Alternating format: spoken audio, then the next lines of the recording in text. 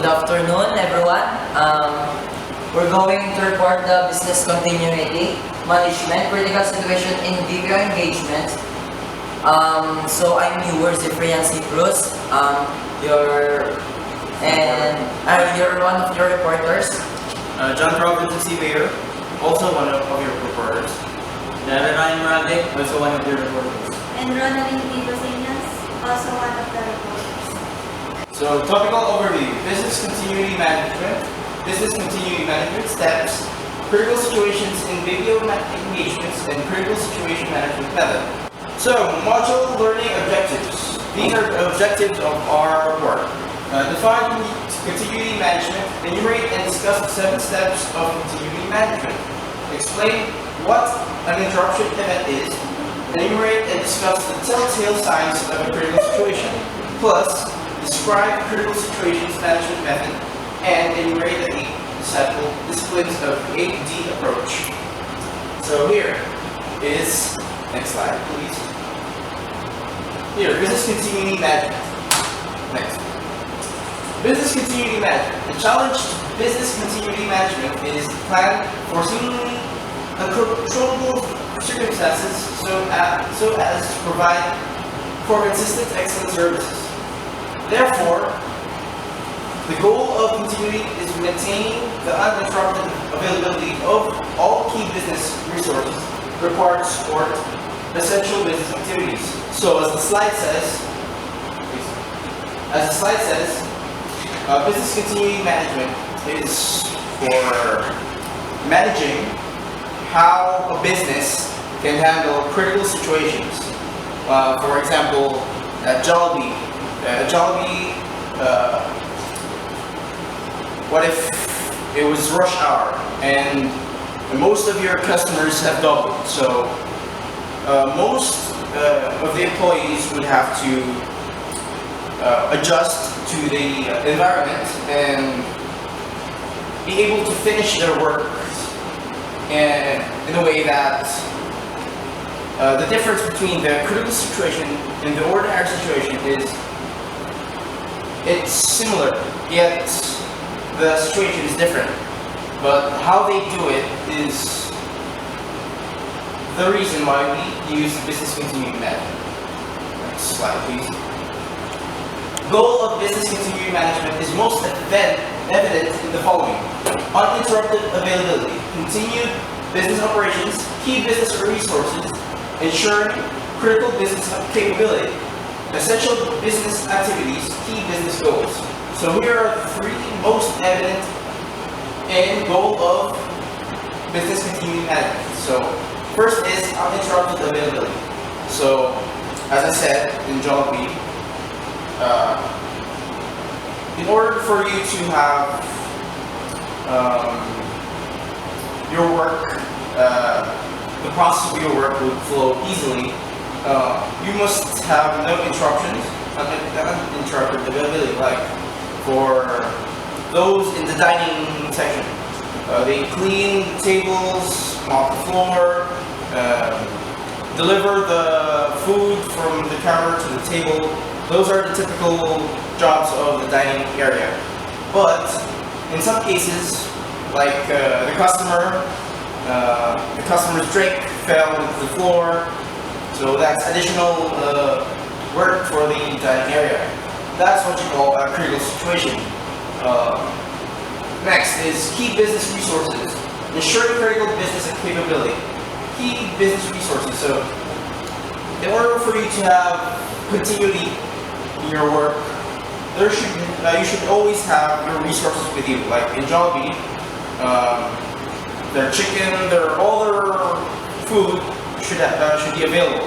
What if, like, the delivery truck for Jollibee didn't deliver today, but their chicken is already out of stock? So that's one of the critical situations for key business resources. We should always have enough resources for our business to continue. Next is essential business activities. Key business goals. So here is like in Jollibee, there are each sections of our jobs. Like in jobs in Jollibee, there's dining, there's kitchen, and there is counter. There are 3 jobs in Jollibee, and most of them should be occupied at the same time.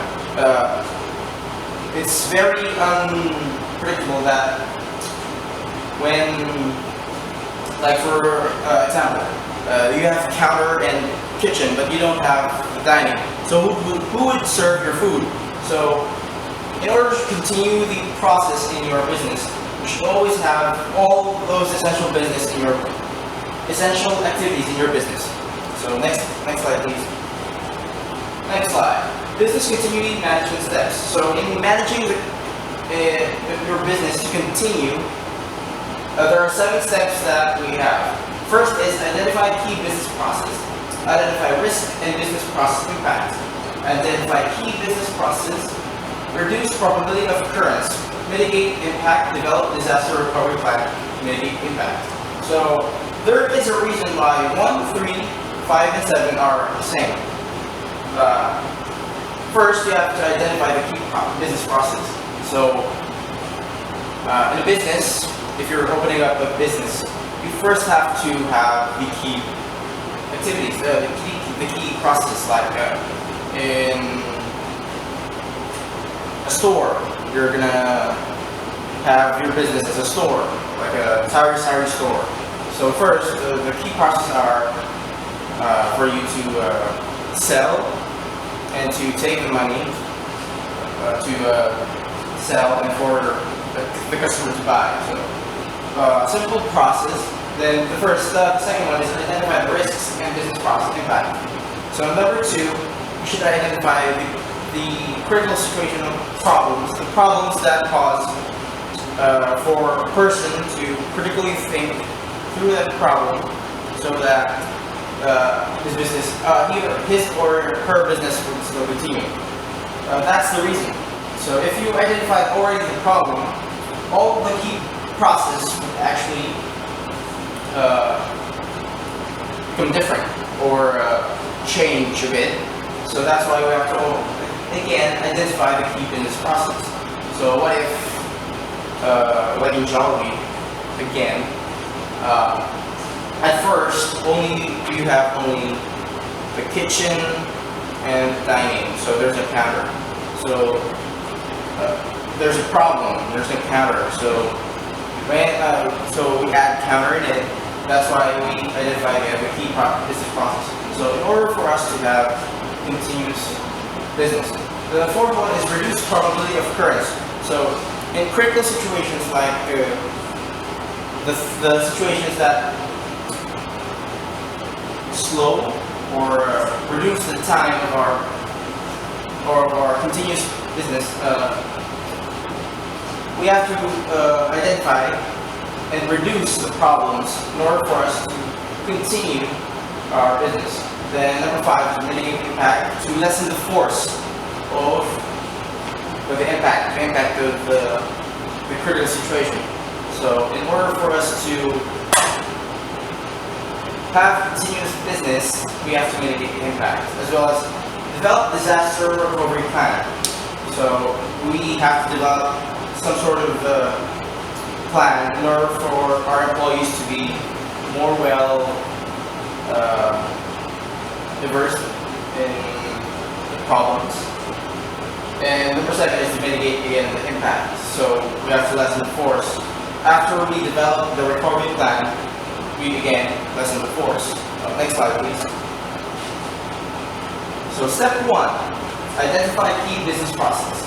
Strategic operating and support process, assessment of business impact in the event of interruption, documentation of maximum allowable time for interruptions, assessment of business impact in the event of interruption, prioritization ranking of business process. So here, our example is again Jollibee, the dining.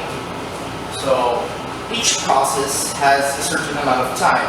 Like if you are going to clean the table or from the leftovers, the plates, the cups, and other things that are in the table, you have to clean them. So the maximum amount of time you will be able to clean them is 45 seconds. that's the maximum time that Jollibee is allowing you to clean the table. Then after that, so documentation of maximum allowable time for interruptions. So you have to document how fast is to clean up the table. So the reason why it's 45 seconds is most of the employees when doing the job is they clean them fast enough in just 45 seconds. The fourth one is assessment of business impact in the event of interruption. So there are certain interruptions in our business that delays our job or our business process. And in order for you to reduce that is to assess how the impact affects the employees. So next slide please. Step 2, identify risks and business process impact. Identification of risks linked with key business process affected. Prioritize by business impact. Periodic certification that the list is updated. Constant monitoring to assess likelihood of occurrence of risk. So critical situations always change, it changes. At the same time, it's evident. It always happens. And in order for us to reduce it is first identify it. Then after identifying it, you should actually monitor if if you're monitoring the critical situations, but you'll be able to predict when it will happen. Or so basically, this slide says that identifying risks and business process impact. So in step 2, you just have to identify the problems which delay our business process. Next slide, please. Next slide. So step 3, identify key business process. So here again, documentation of maximum allowable time for interruption. So in step 3, you have to see how long can an interruption delay you.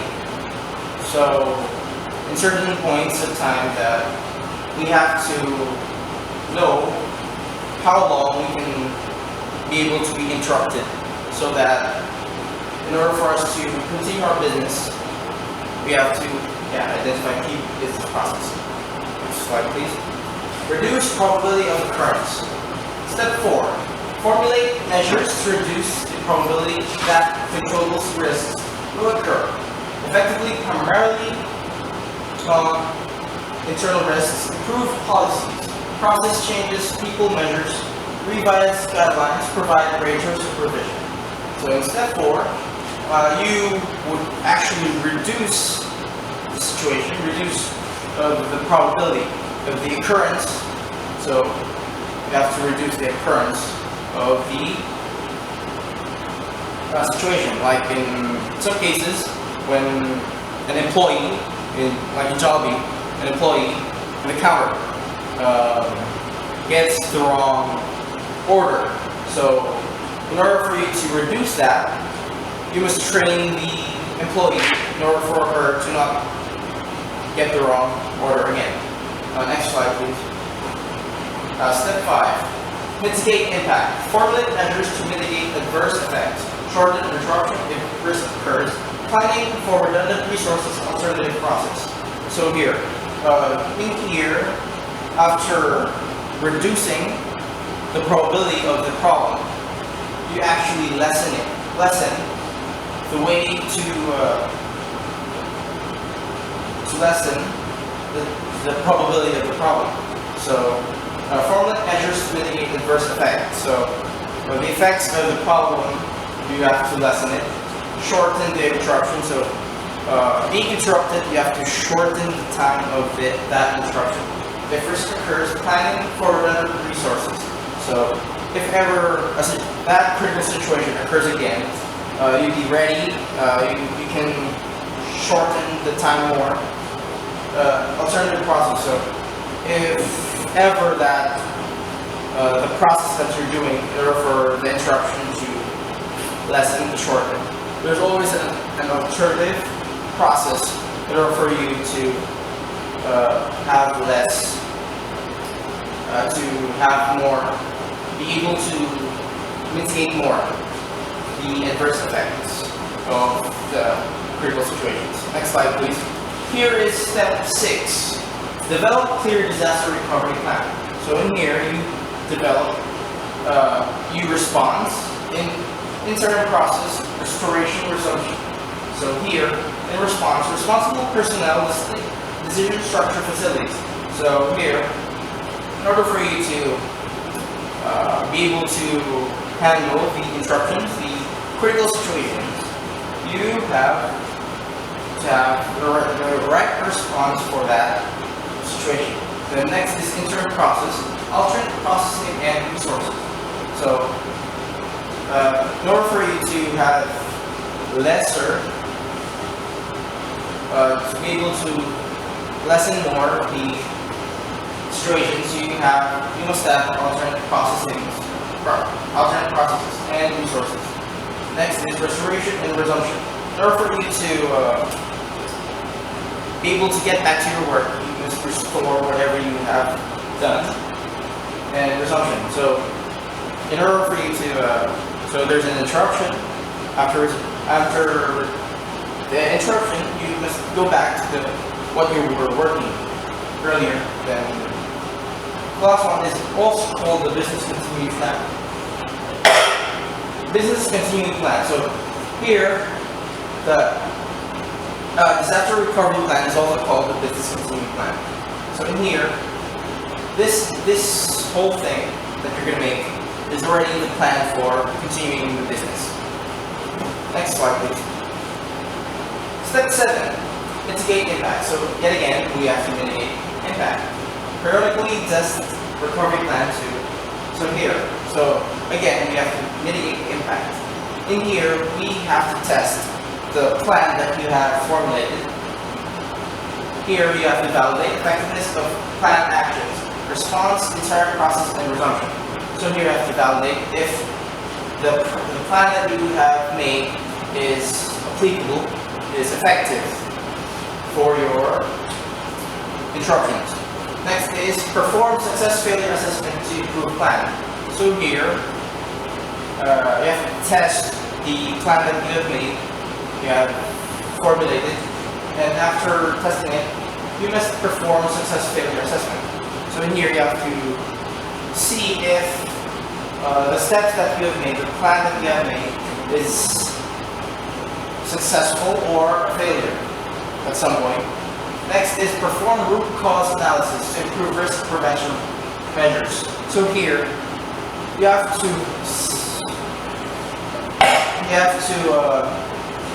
see, you have to identify the actual problem, the root cause of the problem, so that in order for you to prevent the actual critical situation, actual interruption, you just have to avoid the root cause of the problem. Next slide, please.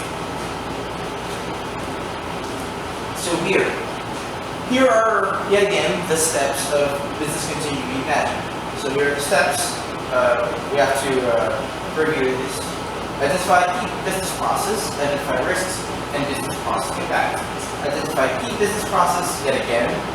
So in identifying again the key business process, there are certain changes due to the risks and business process impacts. So there are changes. So in order for you to have a better, in order for you to continue your business, you must again identify the key business process.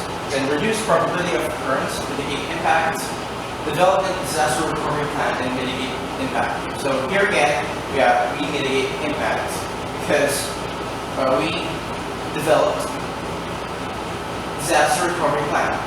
And in order for that to work, we have to mitigate impact again. So next slide. So yeah, this is continuing management interruption events. Each process has a period And then each interruption will not affect achievement of the key business goal. Beyond that period, business goal will be impacted and interruption becomes extraordinary. Business interruption event is triggered when that interruption on a key business process exceeds the maximum allowable time. So here, this interruption event is what I'm telling you earlier, the interruption and the critical situation. In this event, in business, there are certain interruptions, and sometimes interruptions exceed the allowable time that is needed for you to handle that interruption. So, in this slide, impact, beyond that period, business goal will be impact. So, how severe the impact of that interruption is to the employee. Next slide is triggering event. In a extraordinary event, high impact, and NAO use the term outage. Extraordinary event, beyond normal downtimes of equipment or input process errors. So in here, in triggering event, how to trigger that interruption event is by beyond normal downtimes of equipment or input process errors. So at certain points, there are errors on your business process. Employees handle their jobs having errors, so we have to handle that interruption. Next is high impact, resulting in risk of significant loss. So in certain interruptions, the interruption certainly impacts the employee, so we have to lessen that risk. The next is NAO uses the term outage. So NAO uses the term outage for the triggering event. In this course, we use the risk and risk event interchangeably with business interruption event. So next is reduce probability of occurrence. So we have to reduce the problem or the interruption that occurred in your business. Develop measures to prevent risk for occurrence. So here, as it says, we have to develop measures. So that is what I'm pertaining to earlier. Develop a recovery plan. If within the control of the organization, it's cost-effective. Shifting a factory to an underground bunker to protect from tornado damage may be cost prohibitive. Reduce likelihood of the risk if prevention is impossible or not cost effective. So here, if you have high costs or if your business has high profits, you can actually shift your factory to an underground bunker. So here are one of the critical situations to protect from tornado damage. So here, one of the critical situations is, what if a tornado hits your business factory, business store, factory building? You can actually shift your factory to an underground bunker, so you have to, like a basement, and that can also protect you from tornadoes. That's a possible solution for your critical situation, your interruption. The next one is, what if you don't have the right cost? So impossible or not cost effective. Extensive smoke alarms crash, possible fire starts. Good quality of circuit breakers, periodic. So here are the examples of how to reduce the critical situation, how to reduce the possibility of an interruption. So the next reporter is yours, Friend Cruz, and he will talk about the critical situation in BPO engagements. So, critical situation in BPO engagement. Definition. Critical situation or threat scene. BPO is when your ability to render consistent, excellent services has been compromised. An organizational state or symptoms of service quality and operations management degradation is becoming apparent in the delivery of services. Recent example is there's something that happened in the company or in the BPO that very surprisingly or that's not very predictable. Example is a disaster that disasters, typhoons, and something that can affect BPO industry. So, telltale signs of a person. So, what is telltale? Telltale signs, it is, for Tagalog is, siya yung mga sabi-sabi. Sabi-sabi siya. Telltale signs of a crisis. Number one is prolonged period of non-achievement of KSLA or contractual obligations. Business controls and financial posture of a contract account is assessed as a high risk. Lingering IT infrastructures, issues causing problem in operations, delays in processing of clients' payroll, data privacy incidents, fraudulent activities involving clients' information are recurring in the workplace. Number 5, customer satisfaction rating is on a downward trend. Customer escalation is spiraling upwards. And last is increase in cost. So, prolonged period of non-achievement of TSLA is contractual obligations. Balik, pag pinapahaba mo yung mga contract na or yung SLA na sa tingin mo naman hindi mo kayang i-achieve or kayang parang makuha is pwede isa siyang symptoms para maging ano siya, critical situation. So, business controls and financial posture of a contract account is assessed as a high risk. So, ba't nga ba isa ding sign ang business controls and posture na yung mga contract? Kasi, ang contract is very fragile siya. Hindi mo agad siya yung pwedeng maipasa or hindi mo agad masasabi na once na magbigay ka ng contract sa isang mong client ay masasabi mo na yun agad yun, na pwedeng pumirma siya or hindi. So, kaya siya sign ng crisis kasi andun yung 50-50% na mapapasok yung contract or hindi. So, lingering IT infrastructure issues causing problems in operations, delays in processing of clients' payroll. So, yung mga issues sa infrastructure na nagkakos ng problem sa operations ay nakakadagdag siya sa signs ng crisis kasi yun nga, magkakaroon ng delay sa pagbayad sa clients. Hindi siya maganda kasi yun nga, base na dito sa 1 ay pangit siya na prolong or parang pag binahaba mo at pwede siyang maging hindi siya pwede ma-achieve.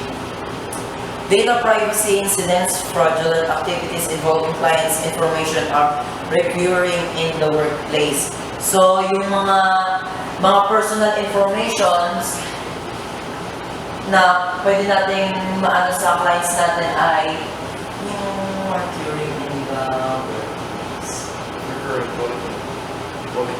Yun, ay parang paulit-ulit na sa workplace. Tapos, customer satisfaction rating is on a downward trend. Customer escalation is spiraling upwards.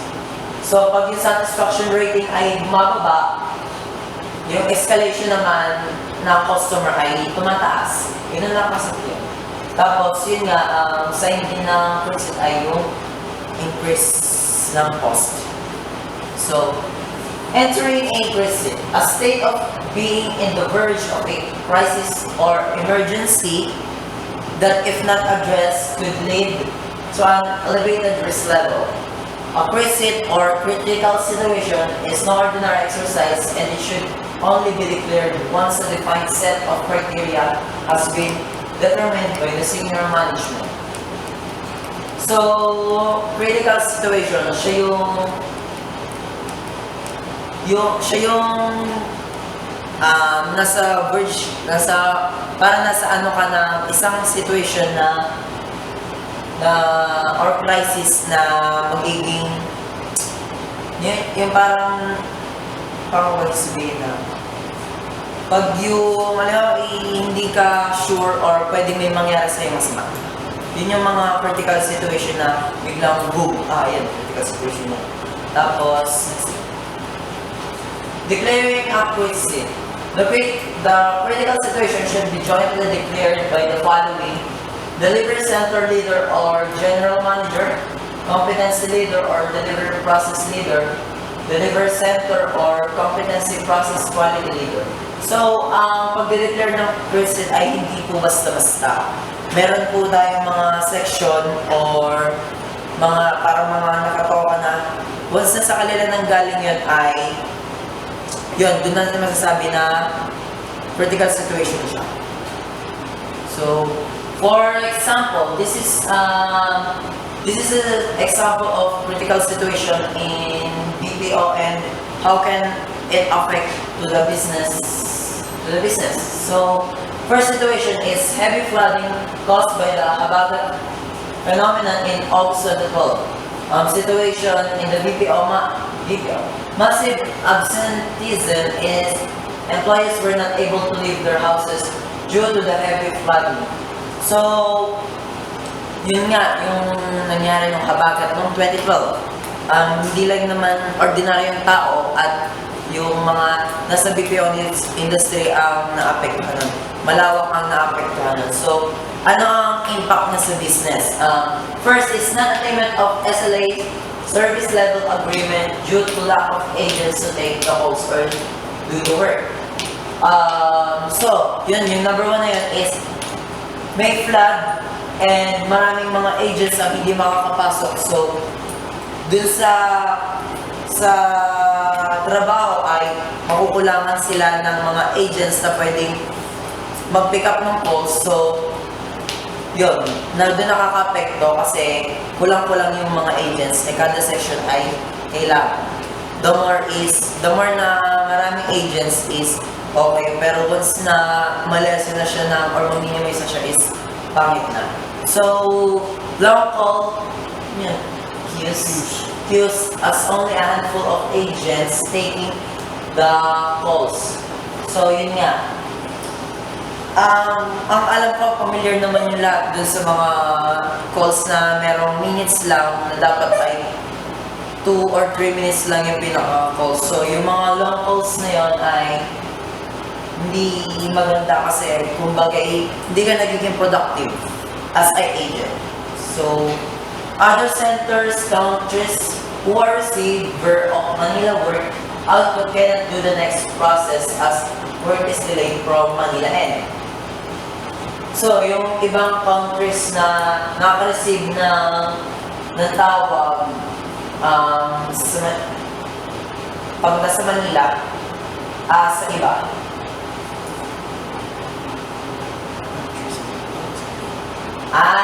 Yung mga na tumatawag sa Manila ay nadidelay.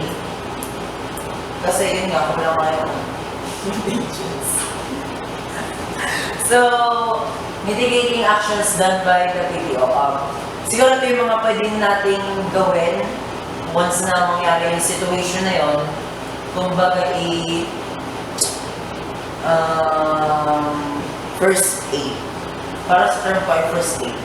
Declared an emergency situation for Manila and asked for assistance support from other centers located in India, China, Singapore, and other centers in Asia. So, yun nga, once na magkulang yung mga agents mo ay, eto agad yung gawin mo. Mag-declare ka ng emergency situation sa Manila at mag-ask ka ng assistance for other countries, yung mga malalapit lang. Siguro, within the Asia. So, requested employees who are already in the center to render overtime work to cover for agents who are absent. Mag-request ng, yun yan, mga employees na nandun ay mag-rent, parang sabihan natin sila na pwede ba kayo mag-overtime para yung mga calls na nadating pa ma-take natin. So employees can work from home in technical connectivity were asked to work from home. Yung mga employees na pwede naman magtrabaho sa bahay nila para mabawasan yung workload sa opisina. Team leaders, all management and support teams who can do actual operations were asked to do operations work. So yun nga, yung mga work leaders at mga supervisors natin ay pwede silang tumulong or talagang sila yung dapat tumulong na sila kasi kulang na sa tao. So shuttle service provided to ferry employees from house to work and vice versa. Reimbursement of transportation expense. So support provided to employees who were at the center. Free food provided, pillows, blankets provided for employees, especially those working for extended hours. Hotel accommodation provided for those working for extended days. Provided clothes and toiletries. Shuttle service, higher premium pay, and extra off days. So ito yung mga pwede natin i-provide sa mga employees natin na hindi naman totally na pwersa na magtrabaho yung merong tayo na habagat or yung situation na yun. So, tuwa sila kasi may higher premium pay and extra days na makukuha. So, overall support to employees heavily affected by habagat. First is financial assistance for those whose house personal properties were damaged, paid absences, counseling for those who were emotionally affected, fine drives organized by the employees as well as assistance from other centers affiliated companies to support affected employees. So, kahit ikaw yung nagtrabaho or ikaw yung napunta dun sa situation na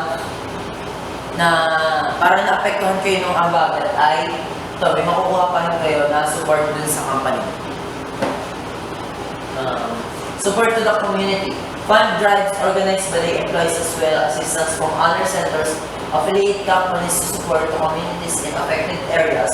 Amount from the fund drive doubled by the company or a certain amount donated by the company. Support in kind also provided, especially in evacuation centers. This is the second critical situation, and Metro Manila blackout and to compound the situation, building generator is broken, not functioning due to mechanical trouble. Situation in the BPO, no power means downtime as there is no technology support or no computers, no light and no air conditioning. Impact to business is non-attaining of SLA service as employees cannot work due to the lack of power, local use, other centers, countries who are receiver of Manila work, output cannot do the next process as work is doing from Manila end. Third. Mitigating actions done by the BPO declared an emergency situation for Manila and asked for assistance support from other centers and in Asia regarding employees to go down the building using the forest stairs and wait for instructions as to when work will show.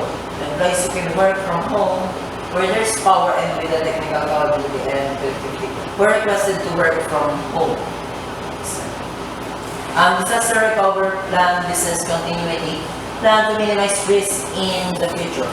Meeting with building admin to review situation and identify action plans to increase prepared in the future. So, magkaroon kayo ng meeting with building admin para ma-review yung sitwasyon tsaka kung ano yung mga dapat nyo gawin kasi as in biglaan yung nangyari tsaka para mapag-usapan na din kung ano yung dapat nyo gawin in the near future kung mangyari man ulit yung blackout na yun. So, schedule monthly meeting with building admin to ensure actions are being done as per agreed timelines.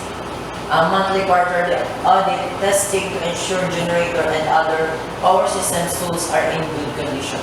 So, yung sa pangatlo ay parang monthly maintenance or quarterly na itetest yung mga power systems kung okay ba siya kasi yun nga at dun din nagiging kung yung maintenance ay hindi ganun kaganda.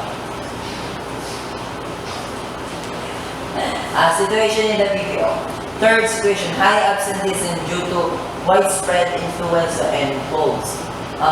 Ito naman yung sitwasyon na parang karoon ng widespread.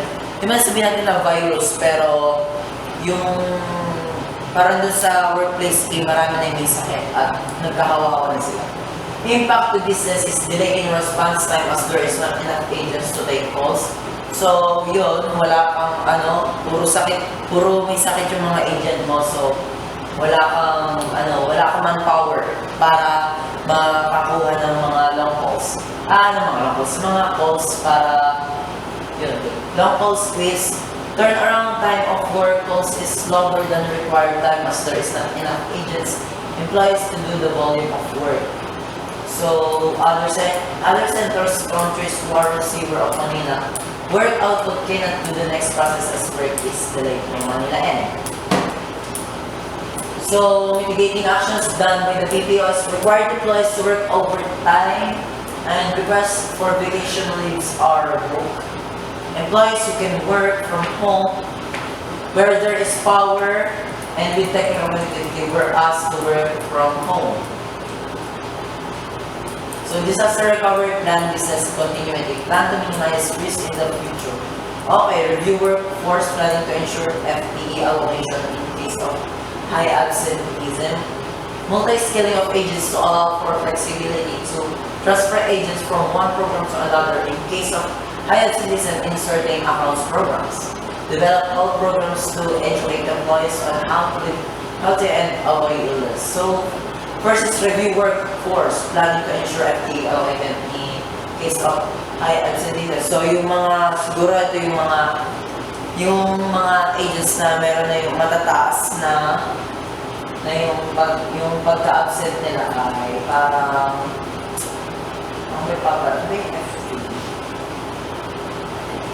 so multi-skilling of agents to allow for flexibility to transfer. So multi-skilling, edi syempre kaliwat ka na hindi naman pwede na dito ka lang nakafocus at doon. So, kailangan kung alam mo yung sa ibang section, alam mo dapat. At alam mo din dapat yung sa ibang section. Or kahit hindi naman totally alam, meron kang idea kung paano yung gawin. Kasi, once na maubos yung mga Panginoon term na maubos. Once na nandun, mabawas na sila, may capability ka na gawin yung work na yun. So, develop health programs. So, yung develop health programs naman is parang bukod sa sarili mo, siguro kailangan meron maging healthy living na lang, gano'n, para maiwasan yung mga illness na pumasok. Critical example is first caller solution, FCR, which is a key service level measure in the call center operation with a target of 85% is consistency is for 3 months. Should management call for 8%? Medical transcription, specialist accuracy, output consistency is below SLA for 5 consecutive weeks. Okay. Animation delayed attainment of pre-production targets. Technical support solution of escalations. Balik mo na sa isa. Let's say isa. So, kung ito ay siguro, kita naman yung average is yun, may 70. Siguro, mag-ano ko ng grade seat kasi ang baba ng percentage nung actual, 78, 80, 70. Pero hindi ko din sure kasi hindi man ako. So, move. Entering a grade seat, a state of being on the verge of crisis or emergency that if not addressed could lead to an elevated risk level. A pre-seat is not ordinary exercise and it should only be declared once a defined set of criteria. A pre-seat should be declared for the following reasons: non-achievement of the service LA agreement, non-implied client dissatisfaction, and penalty paid for every month of SLAs. Okay, start with the critical situation management method. Critical situation management method. It's a simple and straightforward manner to manage critical situation is presented below. First is prepare assess, develop a recovery plan, gain commitment. Execute the plan and close the recovery. First is prepare. Identify the project manager or team leader of the CRITSIT team. A good option to lead these teams, either a certified project manager or 6S black belt. Identify the team members of the CRITSIT and assemble the team. Identify the stakeholders, governance board of the CRITSIT process. Ensure all administrative requisites of the CRITSIT are ready, examples, meeting schedules. Establish a dedicated war room that will be used by the CRITSIT team. Ito yung pinaka-unang step ng CRITSIT management method is prepare. Sa lahat naman ng mga lahat ng bagay, nandun talaga yung una talaga ay yung pag-prepare. Yan. Identifyin muna natin kung sino yung mag-lead sa isang team na hahandle ng critical situation. Tapos, kikilalanin natin yung mga team members na bubuo ng CRITSIT team. Tapos, yung mga stakeholders na and governance board na parang gagawin sa team. Tapos, yun, yung mga administrative requisites, i-meet natin lahat yun. Tapos, dapat may dedicated na room para makapag-focus yung mga mag-work para maayos yung mga critical situations. Next, yan yung diagram ng critical situation team structure. Next is assess. Develop guide paths for improvement on key metrics that will be monitored for the duration of the CRITSIT. Define and communicate to the CRITSIT team members the entry and exit criteria of the CRITSIT. Conduct an in-depth analysis of the problems by scrutinizing thoroughly historical data measures of the problem areas. Use causes analysis methods such as fishbone diagram, YY analysis, or AD problem-solving techniques. Sa assess naman, yun, pagkas natin sa process ng preparation at mag-move tayo sa assess. Ayan, i-assess na natin yung mga problems na kukunin natin yung mga causes na kung bakit may problema. Ayan, yun yung pinaka ng assess. Okay, let's move to the next. Okay, develop recovery plan. Prioritize the problems or root causes as a result of assessment. Brainstorm with the team and develop detailed action plans to address the problems or root causes. Assign individuals teams to implement solutions as defined in the overall action plan. Make sure that each action step has defined timelines in sync with a target exit from the CRITSIT. And ensure that there will be consistent executive status presentation and regular core team project review schedule. Ayan, mag-move naman tayo sa pag-develop ng recovery plan. Una, preparation. Prepare tayo para tapos sa assess naman, malalaman natin kung ano yung mga root and causes ng critical situation. Tapos, develop recovery plan. Pagka nakuha natin yung mga causes tsaka yung problem ng critical situation, we should brainstorm with the team and try to come up with a plan na para masolusyonan yung critical situation. Next is gain commitment. Get clients buy-in or vote of confidence on their recovery plan if they are aware or CRITSIT in their contract or account.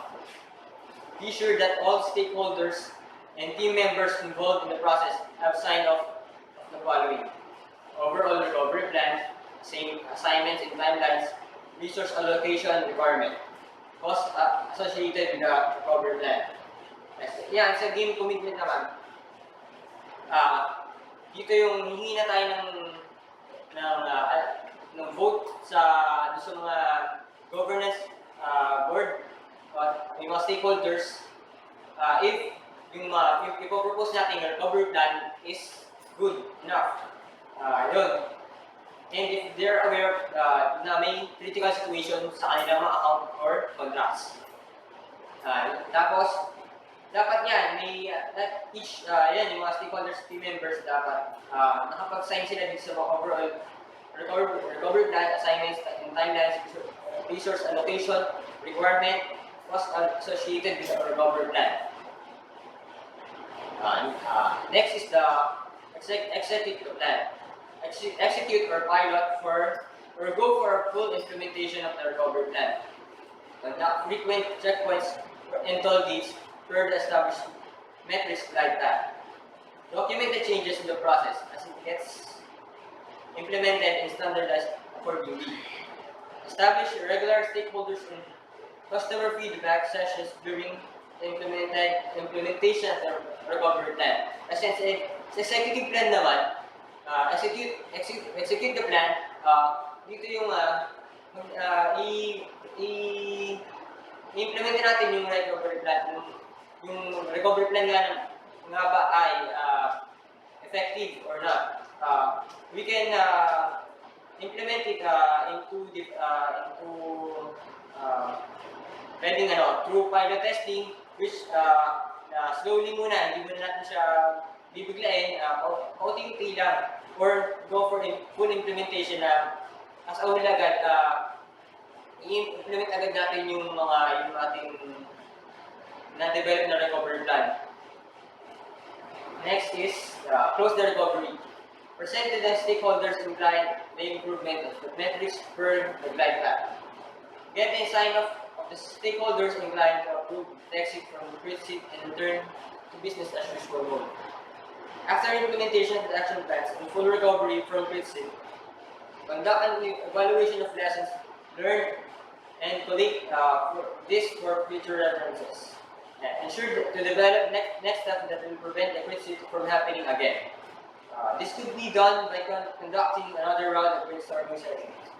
And lastly is celebrate with the team. Ito, close the recovery.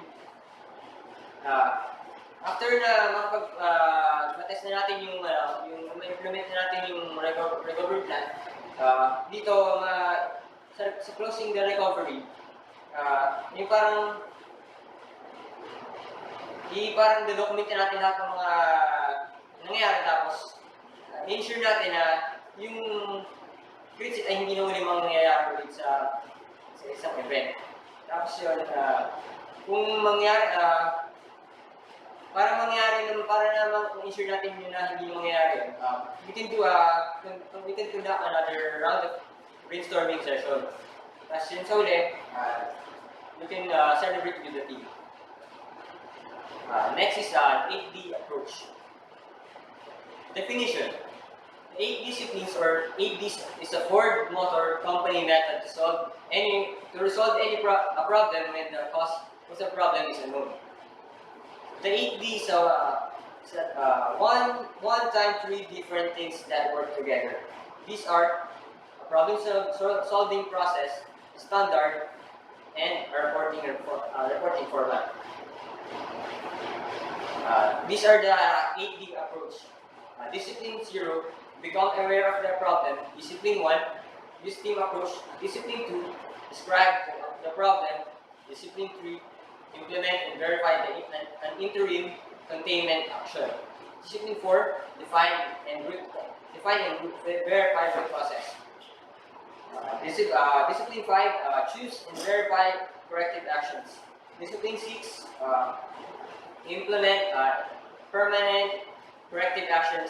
Discipline 7, prevent recurrence. Discipline 8, congratulate team. Okay. Discipline 0, become aware of the problem. Understand complaint to customer or the problem raised.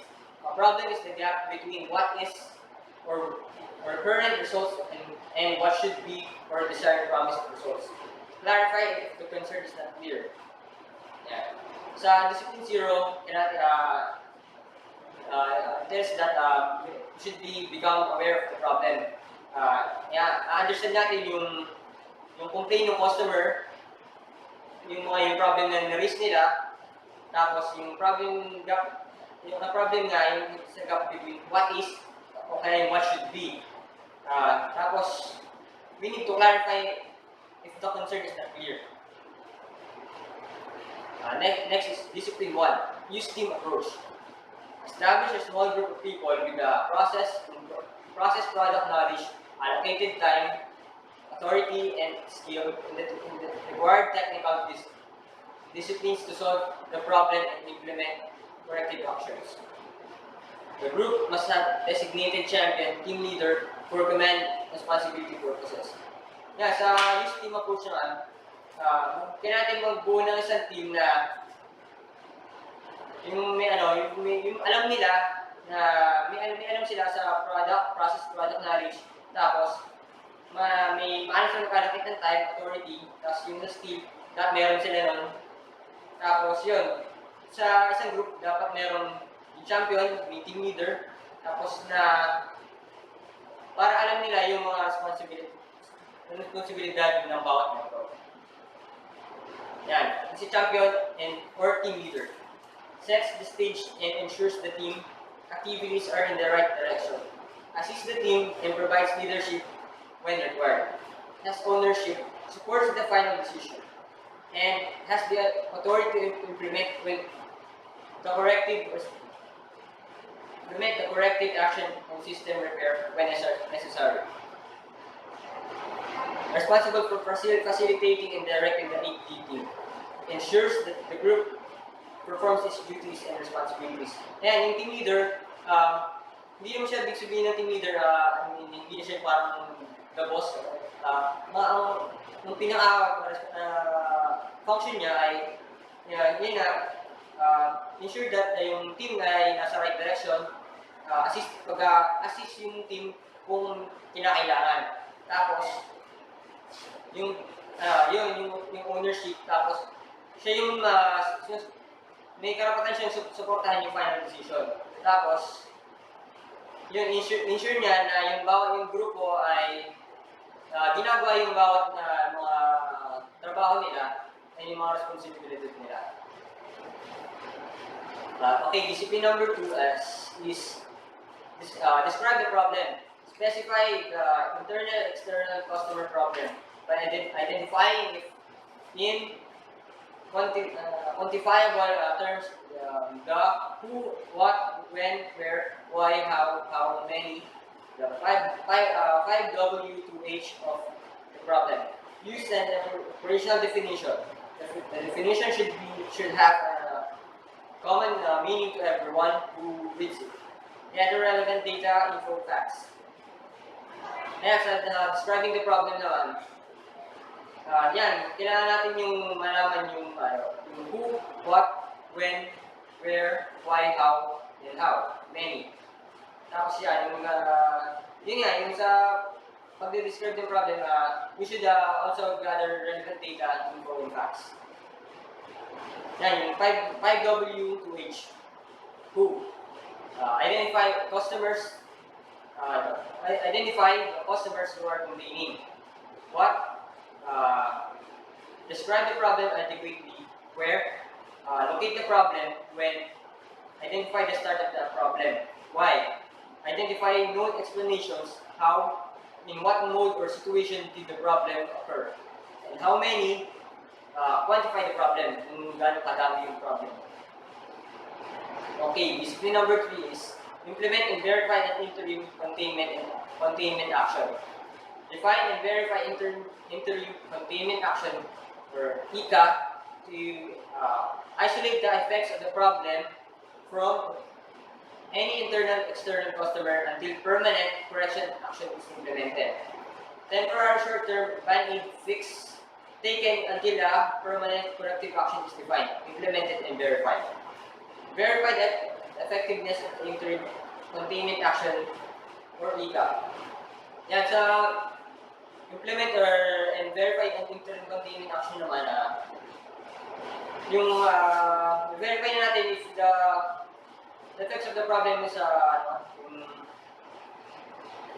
i-isolate pa natin yung mga effects ng the problem from any internal or external customer until yung corrective action ay ma-implement na natin. Tapos, temporary short-term fix. Yun. Sa temporary short-term fix, ano na yan? Yun, bibigyan natin muna siya, habang hindi pa natin siya, habang na-isolate natin siya, bibigyan natin siya ng temporary short fix hanggat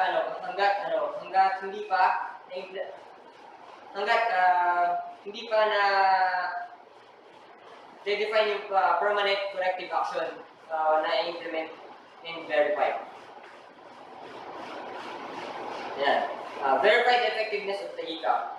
Perform test, evaluate, state the results, state the procedures for ongoing evaluation of effectiveness, control charts, check sheets, etc. Prioritize goods in nearest customer state. Define inspection checking method that is certain to detect the defect. Okay, the following following disciplines will be continued by Ms. Ronaldine Busines. Thank you. Media approach problem solving or issue resolutions. Discipline 4. Define and verify root causes. Identify all possible causes which could explain why the problem occurred. Ask why as many times as necessary to drive the process to the cause.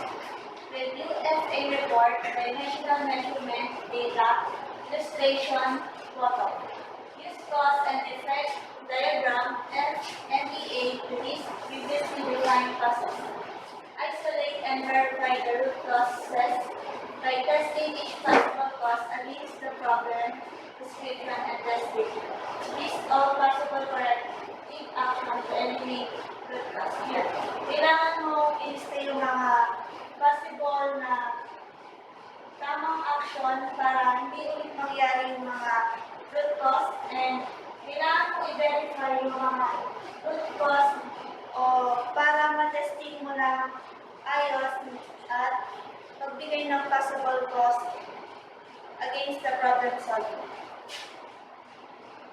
Discipline 5. Choose and verify corrective action through pre-production test programs. Quantitatively confirm that the selected corrective actions will resolve the problem for the customer and will not cause undesirable side effects.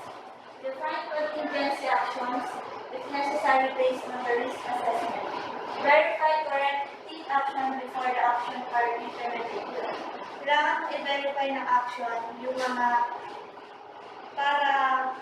kailangan i-verify ng tama yung mga action mo bago mo gawin ng ayos yung isang action. Tapos,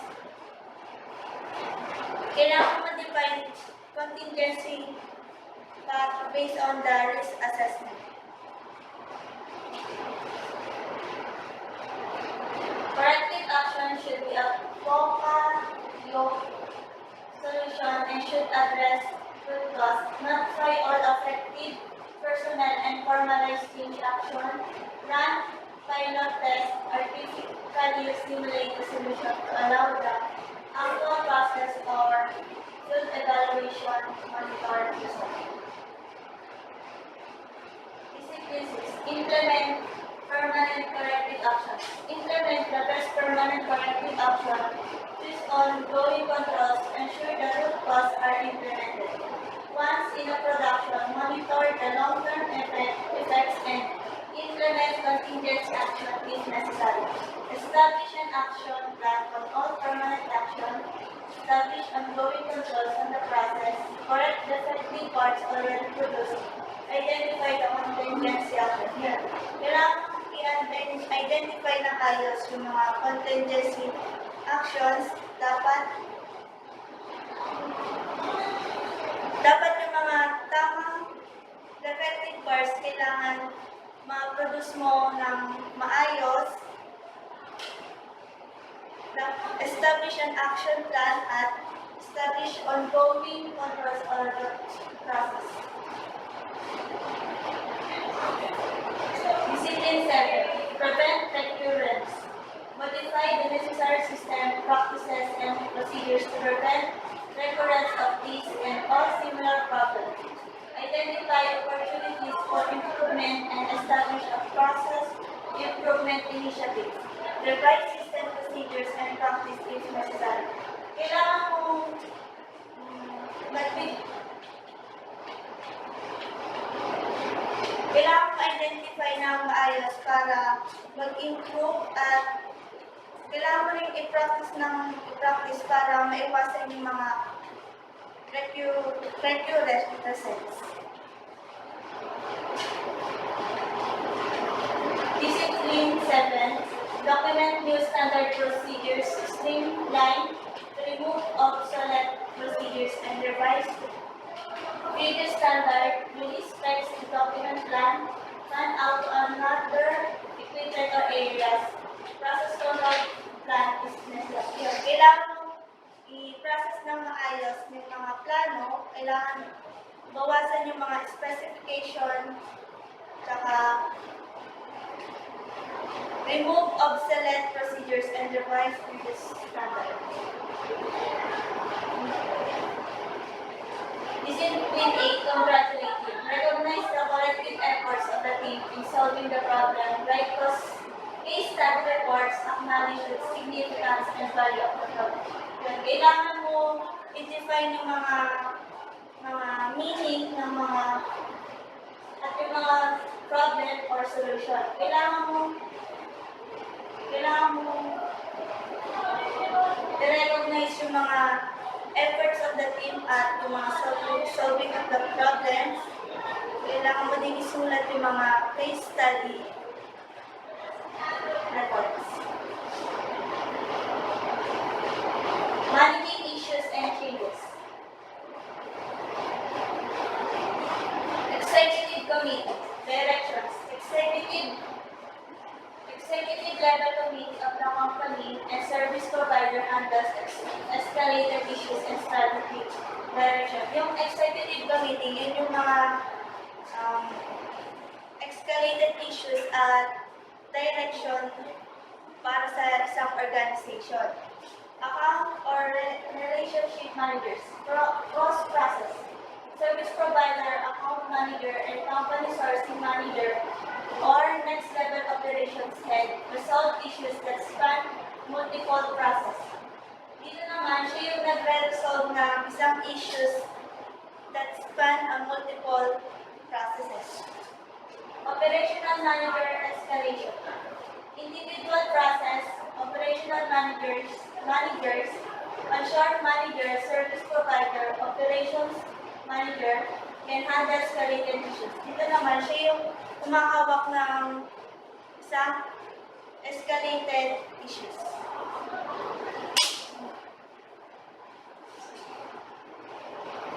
Issues management processes.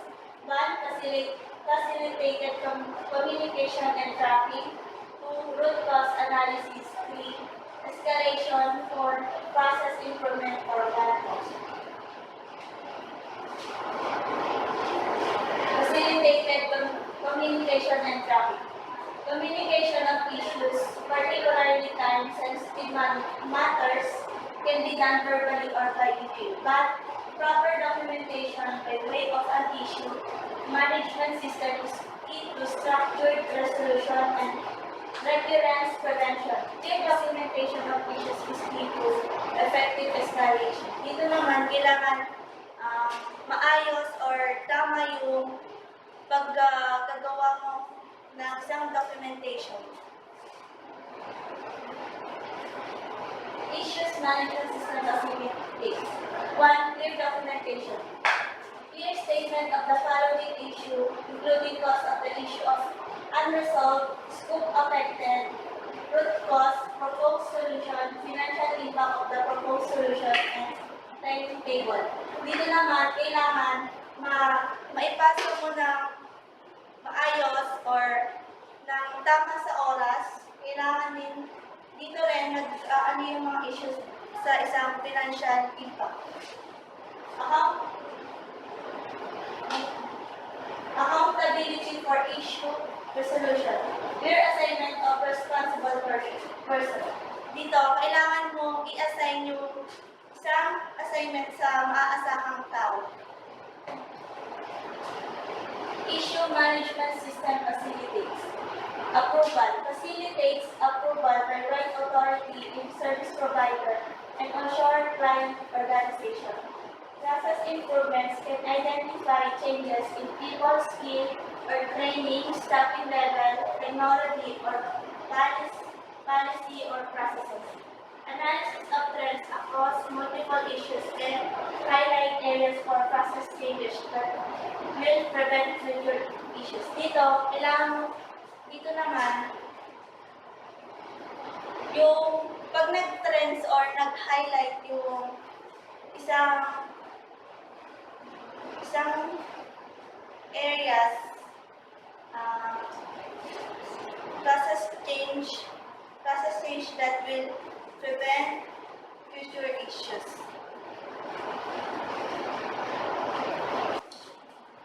So, good afternoon.